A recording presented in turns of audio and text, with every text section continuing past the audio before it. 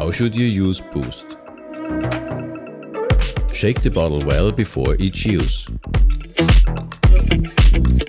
Look at the recommended dose. Boost is used in the vegetative phase 2 and in all generative periods. In this case we have a 5-liter container, so we add 20 ml of Boost for this plant in the last phase. Take the cap off and squeeze until you have filled up the reservoir with the recommended dose. Keep the bottle's measuring reservoir on the top side while pouring in. Be sure the water is at room temperature between 18 to 22 degrees Celsius. Stir well with a plastic stick.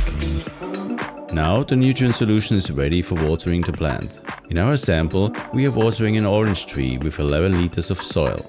For 11-liter pots, you can water a maximum of 1.1 liters at each watering. You will find further information on how to grow your plants in our leaflets, grow schedules and on our website.